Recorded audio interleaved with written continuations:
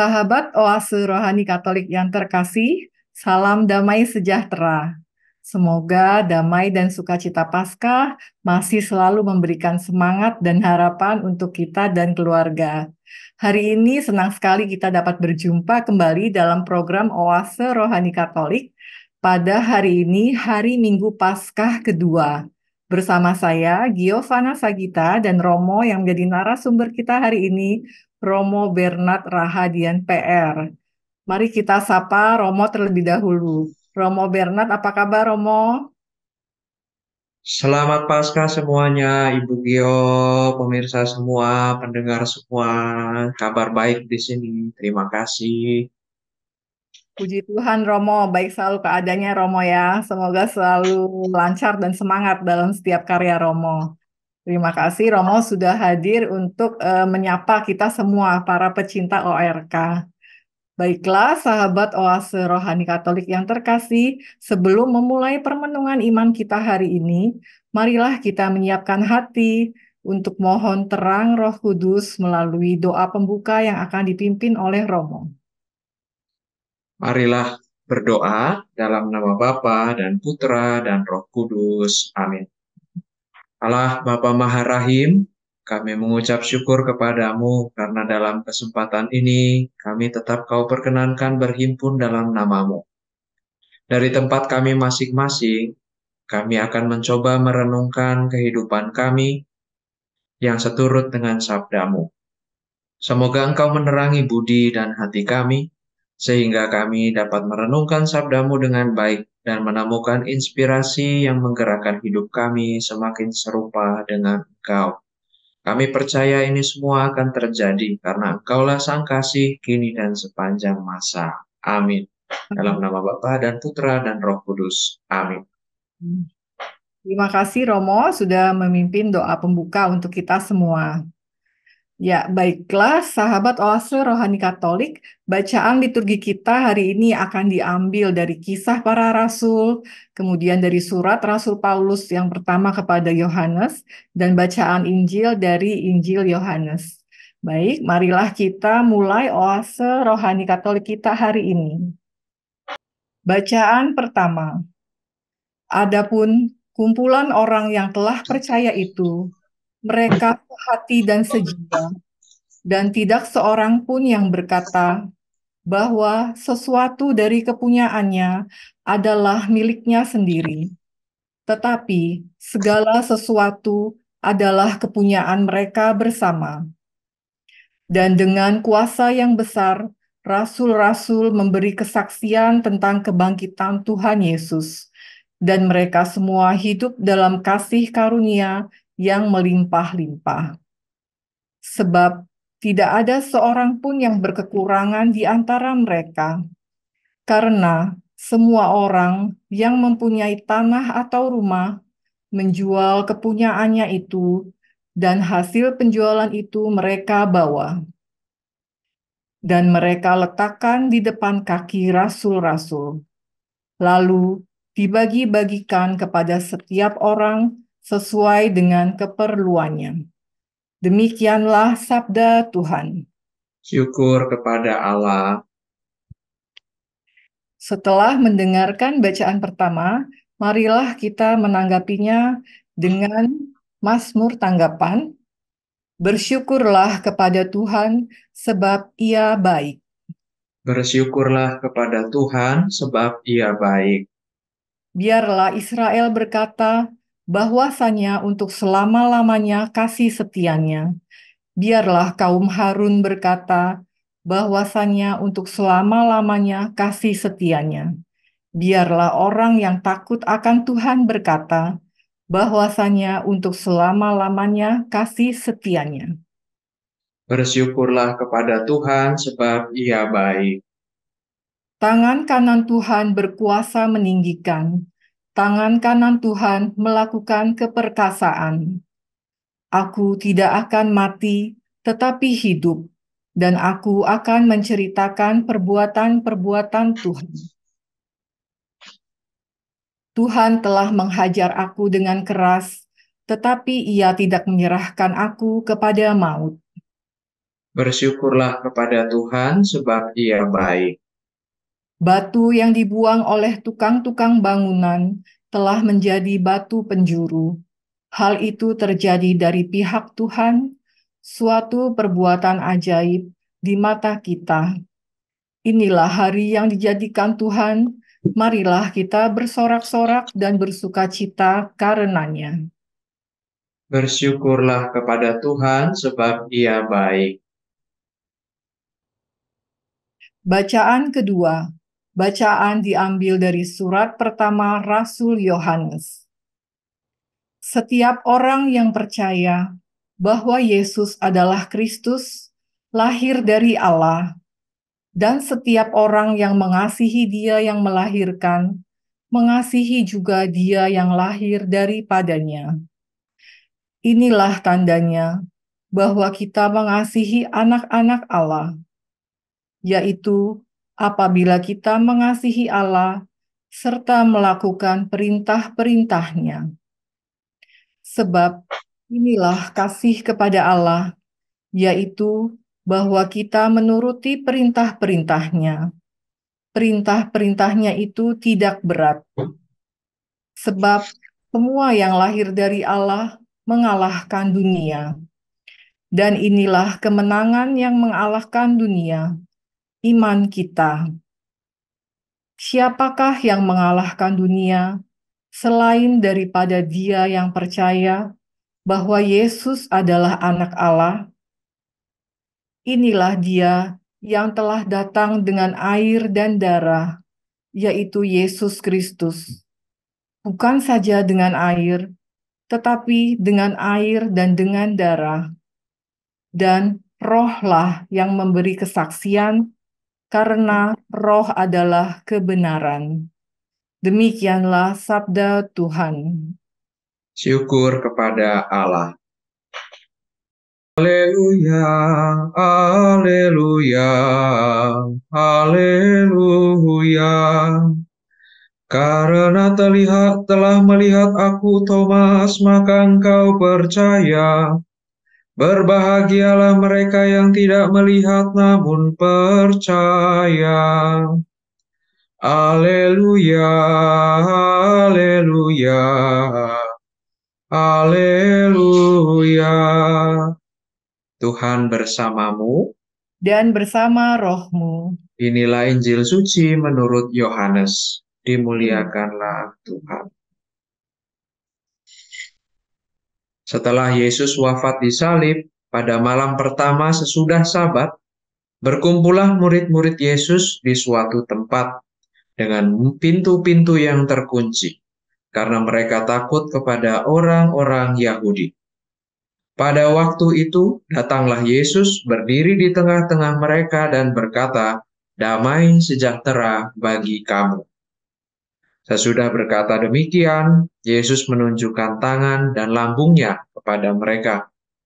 Murid-murid itu bersukacita ketika mereka melihat Tuhan. Maka kata Yesus sekali lagi, "Damai sejahtera bagi kamu. Sama seperti Bapa mengutus aku, demikian juga sekarang aku mengutus kamu." Dan sesudah berkata demikian, Yesus menghembusi mereka dan berkata, "Terimalah Roh Kudus. Jikalau kamu mengampuni dosa orang, dosanya diampuni. Dan jikalau kamu menyatakan dosa orang tetap ada, dosanya tetap ada." Pada waktu Yesus datang itu, Thomas, seorang dari ke-12 murid yang disebut Didimus, tidak ada bersama-sama mereka. Maka kata murid-murid yang lain itu kepadanya, "Kami telah melihat Tuhan." Tetapi Thomas berkata kepada mereka, "Sebelum aku melihat bekas paku pada tangannya, dan sebelum aku mencucukkan jariku ke dalam bekas paku itu, dan mencucukkan tanganku ke dalam lambungnya, sekali-kali aku tidak akan percaya." 8 hari kemudian, murid-murid Yesus berada kembali dalam rumah itu, dan Thomas bersama-sama dengan mereka. Sementara pintu-pintu terkunci, Yesus datang. Ia berdiri di tengah-tengah mereka dan berkata, "Damai sejahtera bagi kamu." Kemudian Yesus berkata kepada Thomas, "Taruhlah jarimu di sini dan lihatlah tanganku. Ulurkanlah tanganmu dan cucukkanlah ke dalam lambungku, dan jangan engkau tidak percaya lagi, melainkan percayalah." Thomas menjawab kepadanya, katanya, "Ya Tuhanku dan Allahku." Kata Yesus kepadanya, "Karena telah melihat aku, maka engkau percaya. Berbahagialah mereka yang tidak melihat, namun percaya." Memang masih banyak tanda lain yang dibuat Yesus di depan mata murid-muridnya yang tidak tercatat dalam kitab ini. Tetapi semua yang tercantum di sini telah dicatat supaya kamu percaya bahwa Yesuslah Mesias, Anak Allah, dan supaya oleh imanmu kamu memperoleh hidup dalam namanya. Demikianlah sabda Tuhan. Terpujilah Kristus. Baiklah, Romo, Bernard, dan juga sahabat Oase Rohani Katolik yang terkasih, kita sudah mendengarkan bacaan liturgi kita pada hari ini, Minggu Paskah kedua. Romo, ada inspirasi iman apa, Romo, yang dapat dibagikan untuk kita semua? Baik, terima kasih Ibu Gio dan saudara-saudari pemirsa ORK. Minggu Paskah kedua itu dalam gereja juga menjadi perayaan Minggu Kerahiman Allah. Jadi di minggu ini kita sama-sama diajak untuk merenungkan satu sifat Allah. Kita tahu Allah Maha Baik, Allah Maha Kuasa, tapi juga ada sifat yang namanya Allah Maha Rahim. Maha Rahim itu maksudnya apa? Bisa banyak. Tapi mungkin baik kita kembali pada akar katanya, rahim. Rahim itu kan tempat yang aman, tempat yang tenang, tempat di mana janin itu bertumbuh menjadi bayi sehingga siap untuk dilahirkan. Nah, maka Allah yang digambarkan atau kita yakini sebagai yang Maha Rahim itu adalah pribadi Allah yang buat kita mengalami situasi-situasi seperti itu. Bertumbuh, berkembang, berbuah, dan siap untuk melanjutkan kehidupan dalam naungannya. Di dalam dia kita dapat nutrisi, di dalam dia kita dapat inspirasi. Selain itu, rahim, maha rahim juga identik dengan pengampunan, identik dengan belas kasihan. Maka mari kita lihat, kita renungkan sama-sama minggu ini bagaimana Allah itu berbelas kasih, maha pengampun, tapi sekaligus maha adil untuk kita. Tentu itu nggak gampang, karena kok keadilan itu disandingkan atau disamakan dengan belas kasih, karena seringkali berbenturan. Tapi justru belas kasihan Allah itu adalah hukumnya, adalah keadilan Allah. Tentu ini bisa jadi topik menarik, tapi mari kita lihat juga apa yang ditawarkan dalam bacaan-bacaan hari ini.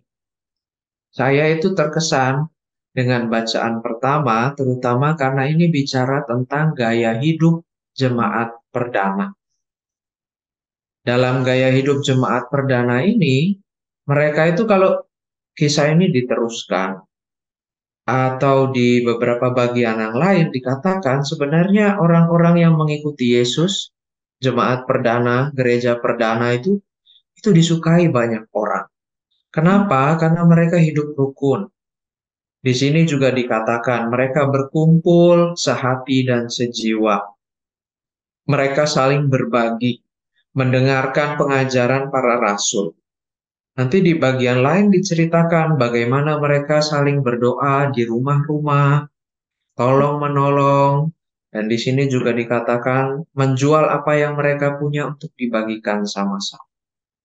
Itu gambaran orang-orang yang hidup sepenuhnya dijiwai oleh semangat menantikan Tuhan.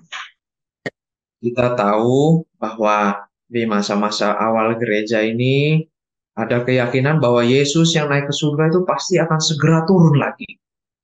Maka kepemilikan pribadi itu nggak jadi penting karena sebentar lagi hidup kita akan berakhir, hidup kita akan diubah. Dan karena itu ya kita pakai sebaik-baiknya untuk saling menolong orang.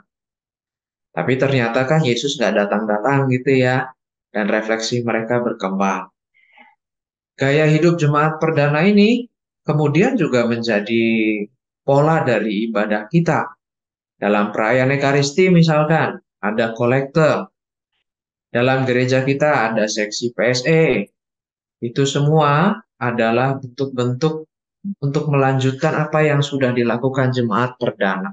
Saling mendukung termasuk dalam ranah sosial. Kalau kita berhenti di sana, kita lihat bahwa ada unsur-unsur solidaritas di sana.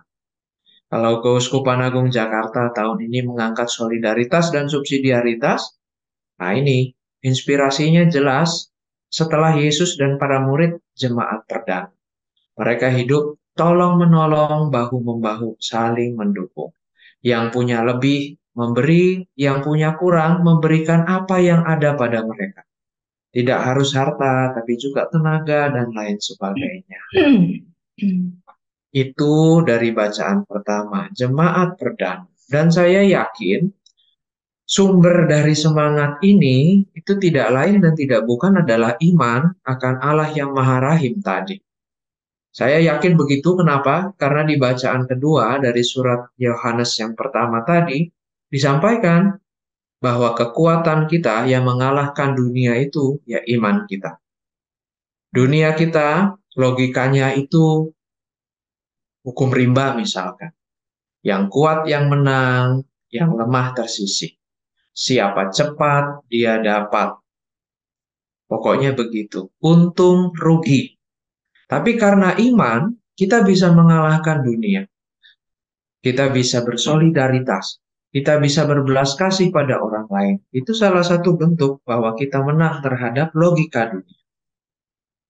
Maka bersyukurlah kita kalau misalkan dalam hidup sehari-hari hati kita itu tergerak untuk menolong orang lain, ambil bagian dalam kesusahan orang lain sejauh kita mampu tanpa harus kemudian terlibat ikut campur cawe-cawe yang nggak perlu. Nah, disitulah artinya subsidiaritas. Solidaritas itu hati kita tergerak, tapi caranya itu juga tetap harus memperhatikan subsidiaritas. Artinya apa?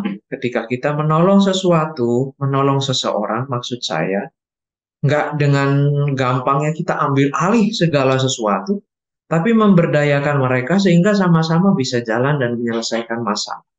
Kalau mereka butuh dibantu, kita bantu sejauh perlu, tapi biarkan juga orang-orang itu menghargai dirinya sendiri dengan terus berjuang.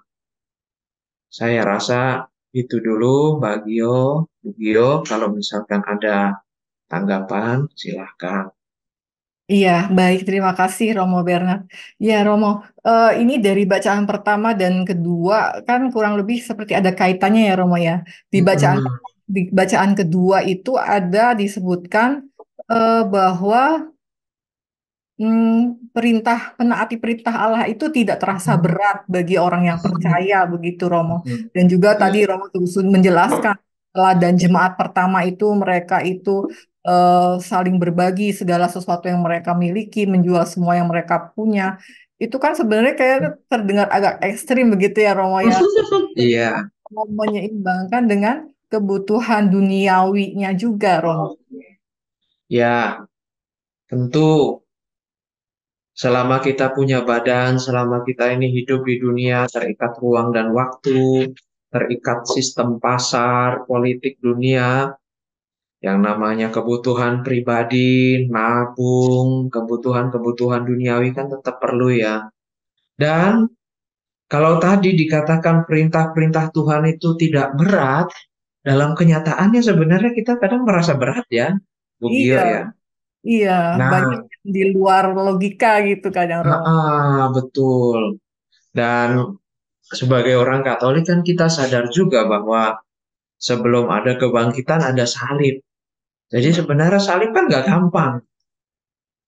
Maka ini sebuah kenyataan hidup yang kemudian yang nggak bisa kita tolak. Pertama, sadar bahwa untuk bisa mengatakan perintah-perintahnya tidak berat itu butuh iman.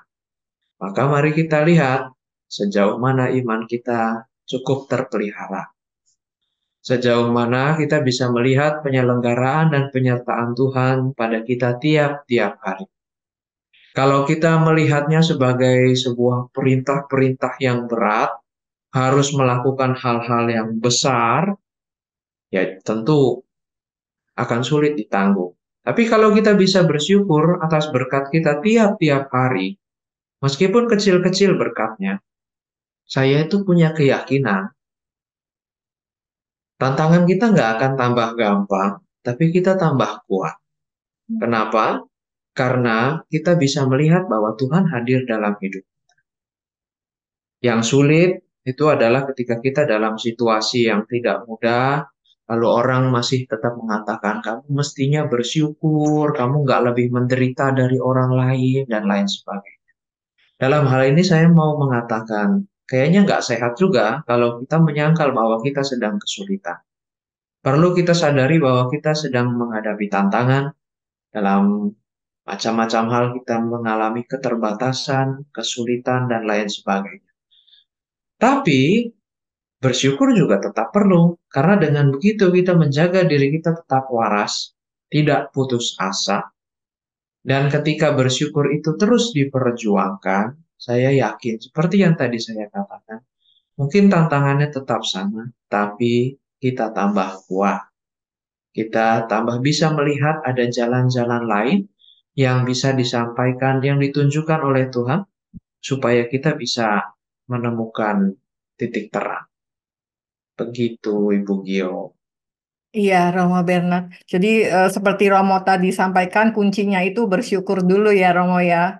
Kemudian menjaga Hmm, cara pandang kita, pikiran kita, dan tentunya tetap mempunyai iman ya, Romo ya, bahwa mm-mm. tentunya Tuhan akan selalu menguatkan, begitu ya, Romo ya. Iya. Iya, iya, sangat menarik, Romo, dari pembahasan bacaan pertama dan kedua ini. Kemudian, Romo, eh, saya ingin menanyakan juga. em, Apakah sebenarnya peran dari kebangkitan Tuhan Yesus dalam komunitas jemaat perdana ini, Romo? Oke, baik. Jemaat perdana itu kan dibangun lewat para rasul. Para rasul itu adalah saksi pertama kebangkitan Yesus. Kebangkitan Yesus itu pertama-tama mengobarkan kembali para rasul, membuat mereka itu bersemangat dan yakin bahwa apa yang selama ini mereka jalani itu bukan sebuah kebohongan dan tidak sia-sia. Itu pertama.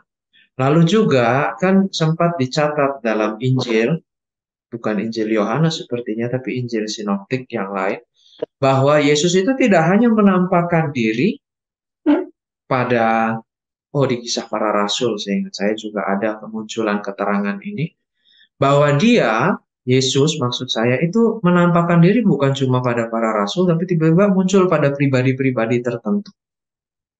Kesaksian-kesaksian yang mungkin acak tapi banyak ini kemudian menjadi kekuatan bersama murid-murid Yesus, dan akhirnya mereka sehati sejiwa berkumpul karena imannya sama. Jadi, kalau yang ditanyakan tadi atau dibahas dalam bacaan kedua itu iman, maka yang kita yakini, yang juga sampai pada kita adalah iman para rasul, keyakinan, kepercayaan, kesaksian bahwa Yesus itu sungguh bangkit. Dan apa yang sudah ia buat selama hidupnya, apa yang sudah ia sabdakan itu bukan sesuatu yang main-main, tapi itu jalan menuju kehidupan. Begitu. Saya rasa itu yang menjadi sumber dari jemaat perdana itu tetap kemudian berkumpul, meskipun mereka terbatas sebagai manusia, rapuh, punya kelemahan, tapi karena imannya sama, mereka bersatu. Hmm. Begitu, Ibu Gio. Ya. Baik, terima kasih Romo Bernard untuk semua inspirasi iman dan renungan yang sudah diberikan untuk kita semua. Semoga kita pun selalu dihibur dan dikuatkan oleh Tuhan Allah kita yang Maha Rahim dan selalu mengikut juga teladan jemaat perdana. yang saling menolong dan kebetulan sesuai juga ya Romo dengan nilai solidaritas dan subsidiaritas ya Romo ya. Hmm, Ya, baiklah sahabat Oase Rohani Katolik yang terkasih, kita sudah berbincang-bincang di sesi pertama ini. Nantinya kita akan melanjutkan perbincangan iman kita di sesi kedua. Dan kita akan jeda sejenak, tetaplah bersama kami.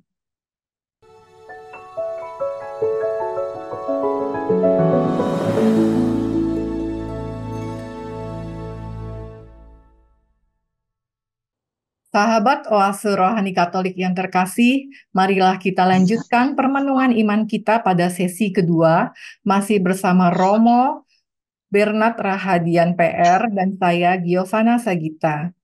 Kembali kami sampaikan informasi untuk para sahabat yang mungkin ingin memberikan saran, masukan, maupun sharing iman dapat dikirimkan ke alamat email kami orkkaj2021@gmail.com ataupun ke nomor WhatsApp 0881 0251 33438. Baiklah Romo Bernard, setelah tadi di sesi pertama kita sudah banyak mendengarkan inspirasi iman dari bacaan pertama dan kedua ya Romo ya. Nah, dari bacaan Injil Romo yang tentang kisah penampakan Tuhan Yesus ini, ada inspirasi iman apa Romo yang dapat dibagikan? baik, terima kasih. Kisah ini familiar untuk kita. Yesus setelah bangkit menampakkan diri pada para rasul, tapi ada satu yang hilang. Thomas nggak ada di sana. Lalu kemudian seminggu kemudian Yesus menampakkan diri lagi dan Thomas ada di sana. Mari eh, saya usul kalau misalkan kita baca kisah-kisah dalam Injil, itu kita libatkan diri kita dan kita gunakan juga imajinasi kita. Misalkan kita ada di sana, apa yang menjadi peran kita? Kita jadi tokoh siapa? Apa yang sedang terjadi? Kita libatkan seluruh diri kita supaya Injilnya itu jadi lebih hidup. Mungkin kadang-kadang imajinasi kita bisa kemana-mana, tapi bisa itu juga membantu kita menghayati apa yang tertulis di sana. Misalkan, kenapa para murid itu kumpul tapi Thomas nggak ada di situ? Kemana dia? Lagi ada Mungkin, keperluan Romo. iya, ada keperluan belanja di pasar kali ya. Atau sebenarnya dia juga bergulat.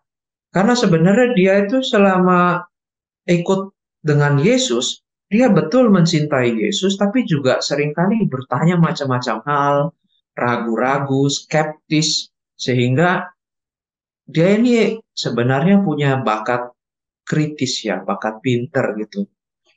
Tanya macam-macam hal. Jadi ketika akhirnya tidak ada yang bisa menjawab pertanyaannya, ketika Yesus itu tidak ada karena dia wafat, jangan-jangan ketika murid-murid yang lain mengunci diri di dalam ruangan itu karena takut, Thomas itu lagi keliling nyari Yesus. Yesus ada di mana? Jangan-jangan dia mungkin pergi ke kubur Yesus, nunggu di sana Yesus, kamu di mana? Dia pergi ke Golgota, ngelihat lagi Yesus, kenapa kamu pergi? Mungkin loh, mungkin saja. Tapi karena dia nggak gampang percaya, maka dia cari kemana Yesus pergi. Di samping dia nggak gampang percaya, tapi kok ya ada rasa rindu guru saya kok cepet banget perginya. Kemana dia? Sehingga ketika teman-teman itu bilang, kami udah lihat Yesus loh, dia tuh bisa jadi juga kesal. Kenapa saya yang nyari-nyari kemana-mana malah nggak ketemu? Ini teman-teman saya ngumpet di rumah, nggak ketakutan, malah Yesus datang ke sana. Di situ juga mungkin ada perasaan kecewa dan lain sebagainya. Kita juga nggak tahu ya, apakah di antara para rasul itu Thomas itu jadi bahan bulan-bulanan, diledek begitu ya. Kamu sih nggak bareng-bareng kita kayak gitu kan? Kita nggak tahu. Tapi mungkin ya, mungkin sekali lagi ini pengalaman ya imajinasi tapi juga doa. Jangan-jangan ya Thomas itu nggak takut, tapi dia pergi keluar mencari Yesus cuma nggak ketemu, belum ketemu. Ini bisa dibuktikan, misalkan ya, Thomas itu beberapa kali ngomong dalam Injil Yohanes. Dia itu sosok yang cukup penting dalam Injil ini. Hmm. Ketika Lazarus meninggal, Yesus mengajak murid-muridnya pergi ke Betania. Yohanes 11 ayat 16 itu Lazarus dengan nada agak nyinyir, dia ngomong pada Yesus, "Ya udah, ayo kita pergi juga mati sama-sama dengan dia." Itu. Yohanes 14 ayat 5. Ketika Yesus dalam perjamuan terakhir, pengajaran terakhir itu ngomong soal tujuan Yesus pergi, kemana Yesus akan pergi, kamu tahu jalan ke sana. Lazarus, kok Lazarus? Matius, Thomas itu juga ngomong, saya nggak tahu Tuhan mau kemana, terus gimana saya tahu jalan ke sana? Itu Thomas yang ngomong. Lalu dalam Injil kali ini juga disampaikan bagaimana dia skeptis. Saya belum lihat lukanya, saya belum sentuh lukanya. Mana bisa saya percaya? Jadi Thomas ini memang sosok yang luar biasa, agak atos ya, kayak agak keras. Tapi kerasnya itu dalam arti begini, dia nggak gampang percaya, dia pengen mencari kebenaran. Nah, yang menarik adalah dia itu kan disebut Didimus. Hmm. Didimus atau Thomas itu artinya kembar atau mirip. Kembar sama siapa? Mirip sama siapa?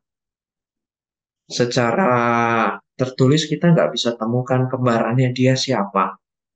Mungkin dia punya saudara kembar, mungkin ada yang mengatakan dia itu wajahnya mirip Yesus atau orang lain, tapi juga saya rasa bisa kita pakai istilah Didimus itu kembar karena punya nilai rohani. Dia mirip sama kita, Hmm. dia kembar sama kita.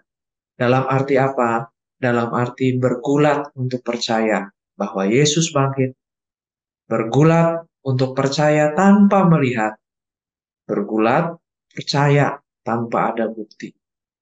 Hmm. Maka kalau kita bicara lagi soal iman, Thomas ini sosok yang dekat sama kita. Kita mungkin mencari Tuhan kemana-mana tapi nggak ketemu. Giliran orang lain yang usahanya mungkin tidak seperti kita mencari Tuhan, kok bisa gitu ngalamin Tuhan? Kok bisa bicara tentang Tuhan, bersyukur, dan macam-macam. Kita yang berusaha mencari Dia, malah nggak ketemu. Hmm. Malah merasa kering dalam hidup rohani. Tapi sama seperti Thomas, mari kita pun yakin bahwa suatu saat pasti Tuhan akan datang menghampiri kita dan mengajak kita mengampuni ketidakpercayaan kita sekaligus memberikan kita kekuatan. Nah, di situ kita lihat lagi sifat Yesus yang Maha Rahim. Dia nggak ngomelin Thomas ketika dia akhirnya menampakkan diri pada Thomas. Dia nggak tanya pada Thomas, kenapa kamu nggak bersama teman-temanmu. Tidak ada penghakiman di sana. Dia hanya mengabulkan doa Thomas. Nih, sekarang kamu lihat lambung saya, kamu lihat tangan saya, pegang. Jangan kamu tidak percaya lagi. Percaya. Dan di situ Thomas luluh dan akhirnya ya Tuhanku dan Allahku itu muncul. Perkataan yang seringkali juga kita ungkapkan ketika kita butuh bantuan, kita butuh pertolongan. Nah, inspirasinya di situ. Thomas memang tidak menulis teks-teks yang akhirnya masuk dalam kitab suci kita. Tapi menurut tradisi, sejarah, diyakini, dia itu salah satu rasul yang kemudian pergi paling jauh mewartakan Yesus sampai ke tanah India. Hmm. Dan di sana komunitas Kristennya yakin sekali bahwa mereka adalah keturunan iman dari Rasul Thomas. Itu dulu Ibu Gio, ada tanggapan silahkan. Iya, terima kasih Romo. Sangat menarik penjelasan Romo tentang Rasul Thomas ya Romo ya, yang kebetulan orangnya cukup kritis, skeptis, baru percaya setelah melihat, tapi ternyata eh, Thomas ini juga menunjukkan totalitasnya ya Romo ya untuk melayani Tuhan Betul. Yesus. Ya, kemudian Romo ingin menanyakan yang menarik juga dari bacaan Injil. eh sebenarnya apa maksud dari perkataan Yesus dengan ucapan damai sejahtera bagi kamu dan juga mengapa Yesus juga harus menunjukkan luka-lukanya kepada murid-muridnya, Romo? Oke. Ini kan murid-murid lagi takut ya Bu ya, lagi tegang. Damai sejahtera bagi kamu. Di satu sisi ini sapaan biasa sebenarnya. Assalamualaikum, Shalom Aleichem. Jadi ini sebenarnya sapaan biasa. Halo, apa kabar gitu ya. Tapi damai sejahtera bagi kamu. Orang yang sedang dalam situasi ketakutan, bersembunyi, ketika akhirnya sang penolong itu datang, itu satu hal yang perlu yang mereka rindukan kan pertama itu sebuah ungkapan bahwa jangan takut, ayo tenang. Everything will be okay. Semuanya akan baik-baik. Aku ada di sini. Aku ada sama kamu. Maka disitulah akhirnya kita mengalami damai sejahtera. Di dalam hati kita percaya bahwa kita tidak sendirian. Para rasul tidak sendirian dan perjuangan mereka selama ini tidak sia-sia. Itu. Lalu untuk menegaskan lagi damai itu, ya namanya manusia butuh bukti. Hmm. Jangan sampai mereka itu kira ini datang ini setan, ini hantu roh doang, itu ya. Maka Yesus menunjukkan ini demi para rasul dia tunjukkan luka-lukanya. Dan dengan begitu dia juga mau menyatakan bahwa dia itu memang sungguh wafat dan setelah itu dia bangkit. Dia nggak pura-pura mati, tapi dia bangkit. Maka di situ penegasan dari Yesus bahwa dia sudah mengalami segala sesuatunya dengan baik, wafat sebagaimana dikehendaki Allah, dan kemudian bangkit juga sebagaimana sudah dicita-citakan sejak awal. Itu Ibu Gio. Iya, baik. Terima kasih, Romo. Romo, kita sudah banyak berbincang-bincang di sesi pertama dan kedua ini dari tiga bacaan hari ini ya, Romo ya. Apakah boleh diberikan kembali, Romo, poin-poin kesimpulan permenungan iman kita hari ini? Oke, baik.